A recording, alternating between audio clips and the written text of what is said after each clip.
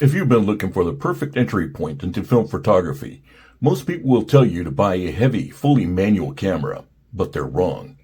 The Pentax ME Super gives you the effortless speed of automatic exposure when you need it and total manual control when you want it, all in an ultralight body.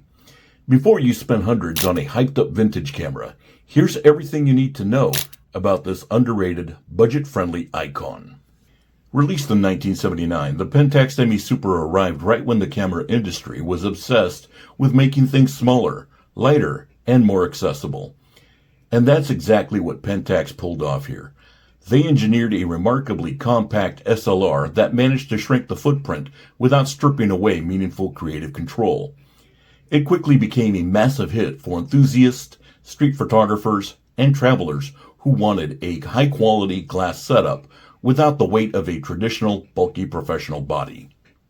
This camera had quite a following. Notable users of this camera include Paul McCartney of the Beatles and Robert Smith of The Cure.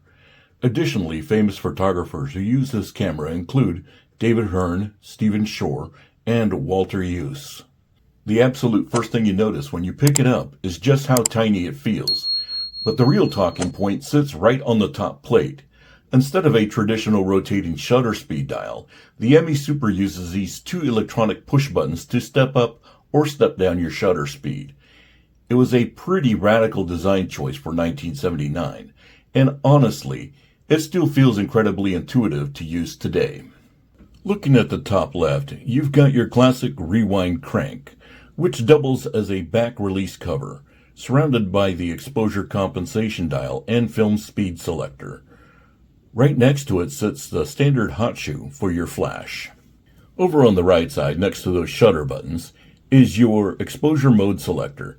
It lets you switch between auto aperture priority, fully manual mode, a 1/125th mechanical sync speed, and bulb mode for long exposures.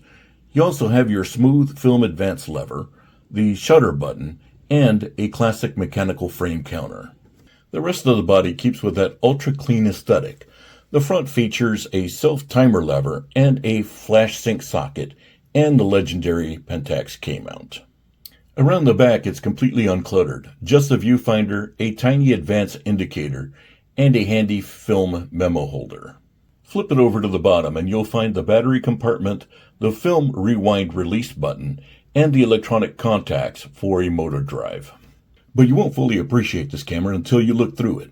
For a body this small, the viewfinder is massive, incredibly bright, and starkly clear. When you look inside, the left wall features a vertical stack of shutter speeds running from 2 full seconds up to 1/2000th of a second.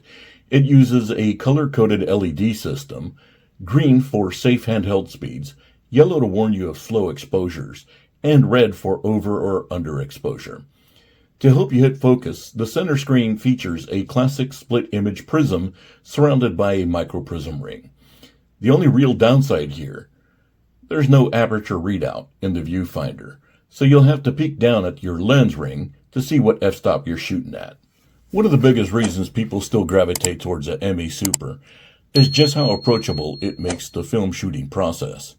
If you want to move fast, you can leave it in aperture-priority auto mode.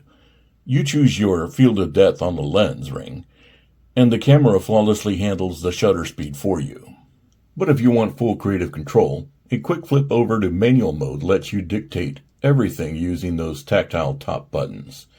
That seamless balance between effortless automation and total manual control makes it a fantastic camera to grow with as a photographer. Ultimately, your final image quality comes down to your film stock and your glass.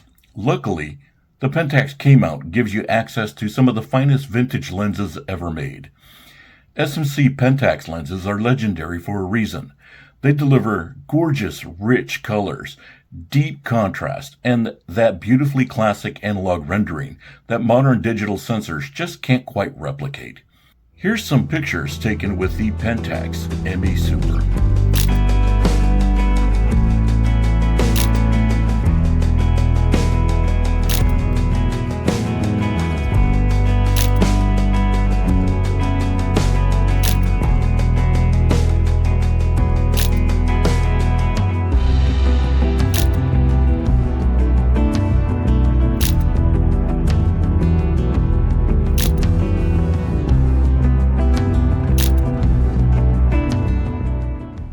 Now let's talk about power. The ME Super relies heavily on its electronics to function.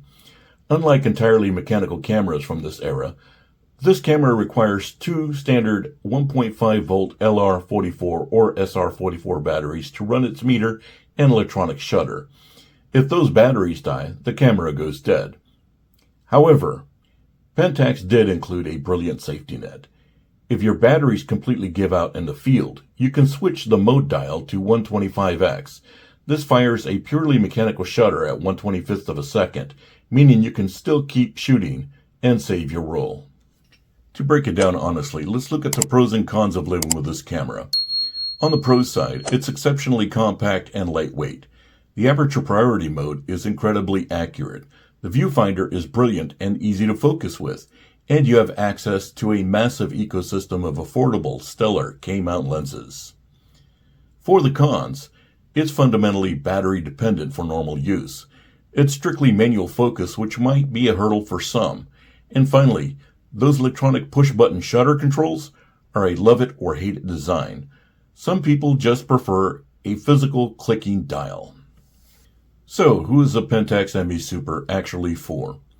It's perfect for beginners who want a gentle learning curve into manual photography, travel, or street photographers who want a premium SLR experience without the shoulder pain, and any film shooter who appreciates a perfect middle ground between automation and manual tactics. It is not for anyone looking for modern autofocus features, photographers who demand a 100% fully mechanical workflow, or anyone who simply prefers the tactile weight and feel of a heavy, full-sized camera body. Here are some more pictures taken with the Pentax ME Super.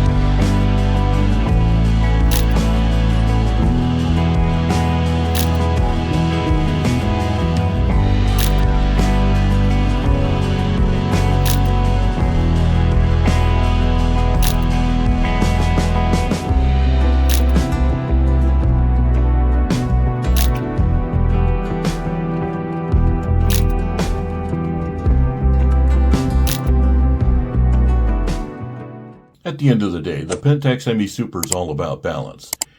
It gives you the effortless simplicity of automatic exposure when you need to shoot fast, while keeping a deeply rewarding hands-on photography experience just a button press away.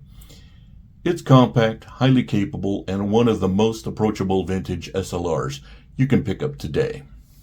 If you enjoyed this look at the ME Super, make sure to hit that like button, subscribe to the channel, and check out my other film camera breakdowns.